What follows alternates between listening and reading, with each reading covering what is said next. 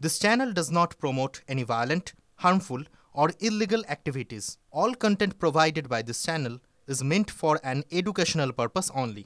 Top quality और consistent performance के लिए सिर्फ सिल्वर पंप नाम याद रखना। নিকো পার্কে কলেজ পড়ুয়ার অস্বাভাবিক মৃত্যু। ওয়াটার পার্কে স্নান করার সময় হঠাৎ মাথা ঘুরে পড়ে যায় কলেজ পড়ুয়া, দাবি নিকো পার্ক কর্তৃপক্ষের। হাসপাতালে নিয়ে গেলে মৃত ঘোষণা। মৃত রাহুল দাস উল্টোডাঙ্গার বাসিন্দা, নিউ টাউনের একটি বেসরকারি বিশ্ববিদ্যালয়ের ছাত্র। বন্ধুর জন্মদিন পালনে নিকো পার্কে যান ওই পড়ুয়া। ঘটনার সময় সিসিটিভি ফুটেজ খতিয়ে দেখছে পুলিশ। মৃত পড়ুয়ার পরিবার নিকো পার্ক কর্তৃপক্ষের বিরুদ্ধে গাফিলতির অভিযোগ তুলে সরব। মৃতের বাবার অভিযোগ, সঠিক সময়ে হাসপাতালে নিয়ে যাওয়া হয়নি ওই পড়ুয়াকে। দীর্ঘক্ষণ পড়ুয়াকে ফেলে রাখা হয়, অ্যাম্বুলেন্সে অক্সিজেন সাপোর্টও ছিল না, অভিযোগ মৃতের বাবার। ওখানে অনেকক্ষণ ওরা ডিলে করেছে, তারপরে যে অ্যাম্বুলেন্সটাকে পাঠিয়েছে কোনো অক্সিজেনের কোনো ব্যবস্থা ছিল না। আচ্ছা, অক্সিজেনটা যদি থাকতো আমার ছেলে বাঁচত।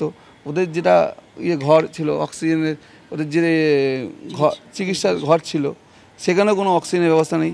ওদের নেগলিজেন্সির জন্য এই আজকে এত বড় আমার ছেলের হলো। প্রতিদিন 3 ঘন্টা 2.5 ঘন্টা জিম করে আমার ছেলে, ঠিক আছে, কোনো অসুখ বিসুখ কিছু নেই, কোনো ওষুধ খায় না। ওখানে 1 ঘন্টা ওরা ডিলে করেছে, নেগলিজেন্সির জন্য মেরে ফেললো।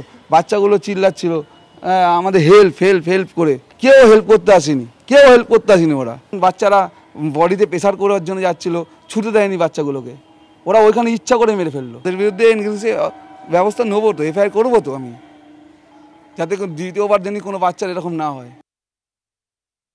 সিপিআর আমরা দিয়েছি, যখন দেখলো যে পালসটা লো হচ্ছে, সিপিআরটা রেসপন্স করছে না ঠিক করে, আমরা সঙ্গে সঙ্গে নেক্সট স্টেপ নিয়েছি যে আমরা নিজস্ব আমাদের যে অ্যাম্বুলেন্স আছে সেটা দিয়ে আমরা পেশেন্টকে পাঠিয়ে দিয়েছিলাম টু দ্য নিয়ারেস্ট হসপিটাল।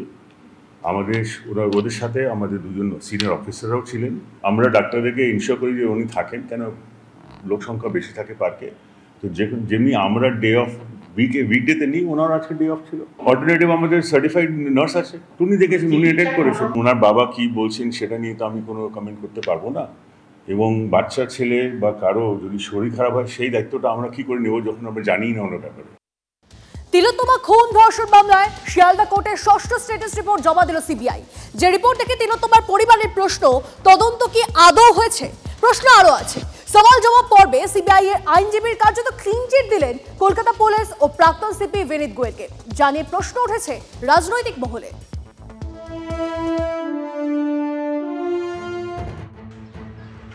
রাজ্যের প্রাক্তন মুখ্যমন্ত্রী বুদ্ধদেব ভট্টাচার্যের শেষ যাত্রার দিকেই তখন সবার নজর ছিল।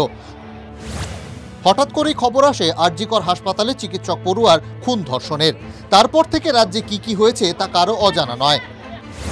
প্রথম দিন থেকেই তিলোত্তমার সহকর্মী পরিবার থেকে আন্দোলনকারীরা আঙুল তুলেছিলেন পুলিশের বিরুদ্ধে। পক্ষপাত, অপরাধীদের আড়াল করার চেষ্টার মতো গুরুতর অভিযোগ। বারবার কাঠগড়ায় তোলা হয়েছে তৎকালীন পুলিশ কমিশনার বিনীত গোয়েলকে। 14ই আগস্ট রাতে ক্ষুব্ধ বিনীত গোয়েল প্রশ্ন তুলেছিলেন, We have not done anything wrong. We have not tried to save anyone.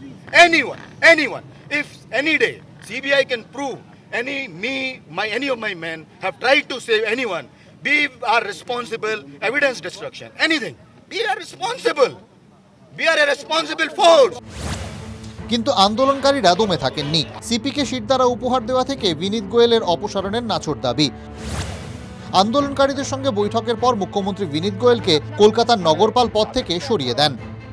আমরা কথা বলি, নিজেদের মধ্যে সিদ্ধান্ত নিয়েছি কলকাতা পুলিশ এ বদল আনবো, নতুন সিপিকে দায়িত্বভার বিনীত দেবেন। তারপর গঙ্গা দিয়ে অনেক জল বয়ে গেছে, বছরও ঘুরে এলো। এই অবস্থায় বুধবার আদালতে বিনীত গোয়েল ও কলকাতা পুলিশকে কার্যত ক্লিন চিট দিল সিবিআই। বুধবার তিলোত্তমা খুন ধর্ষণ মামলায় শিয়ালদা কোর্টে 6ষ্ঠ স্ট্যাটাস রিপোর্ট জমা দিল সিবিআই। সওয়াল জবাব পর্বে আদালতে সিবিআই এর দক্ষতা নিয়ে প্রশ্ন তোলেন তিলোত্তমার পরিবারের আইনজীবী। বলেন, প্রাক্তন সিপি বিনীত গোয়েলকে বাঁচানোর চেষ্টা করছে সিবিআই। পাল্টা সিবিআই এর আইনজীবী বলেন, আপনাদের কথায় কাউকে গ্রেফতার করা হবে না, তথ্য প্রমাণের ওপর ভিত্তি করে গ্রেফতার করা হবে। কে কি করেছে তা যথেষ্ট ভালোভাবে খতিয়ে দেখা হয়েছে। বিনীত গোয়েলের বিরুদ্ধে কোনো তথ্য পাওয়া যায়নি। যদিও সিবিআই এর আইনজীবীর এই দাবি নিয়ে সন্তুষ্ট নয় তিলোত্তমার পরিবার। কলকাতা পুলিশ যেটা করেছিল সিবিআই 10 মাসে 11 মাসে সেটাই করেছে, সেটাই বলেছে, কিন্তু জজ সাহেব এখানে বলেছেন সিবিআই কোনো কাজই করেনি। কোথায় এখনো আমার মেয়েকে খুন করা হয়েছে, কেন খুন করা হয়েছে, সঞ্জয় রায় যদি খুন করে থাকে তার মোটিভটা কি, আমরা এখনো কিছুই জানতে পারিনি, সবই আমাদের ধোঁয়াশা এখনো। শুরু হয়েছে রাজনৈতিক তরজাও। সিবিআই যদি সত্যি দেখতে চায় যে বিনীত গোয়েল বা অন্য কারো কী ভূমিকা ছিল, তাহলে বিনীত গোয়েলের ফোনটা নিতে হবে। ফোন না নিলে জানা যাবে না যে বিনীত গোয়েল কার সাথে কথা বলেছে, কী ভূমিকা সেখানে পালন করে। We are not fully satisfied. একেবারে খুল্লা পরিষ্কার হয়ে গেল যে সিবিআই তার রোল দিল্লির নির্দেশে রাজ্য সরকারকে সাহায্য করে। তাদের উইশ লিস্ট অনুযায়ী তদন্ত হলে সেই তদন্ত মানবো, আর বাকিটা মানবো না। আপনাদের তো trial court, high court, supreme court, 3টে কোর্টে আপনাদের লয়ার ছিল, কেউ তো কোনো তদন্তের গাফিলতি প্রমাণ করতে পারেননি, বার করতে পারেননি। আগামী 9ই অগস্ট প্রতিবাদের ডাক দিয়ে সোশ্যাল মিডিয়ায় ইতিউতি পোস্ট দেখা যাচ্ছে।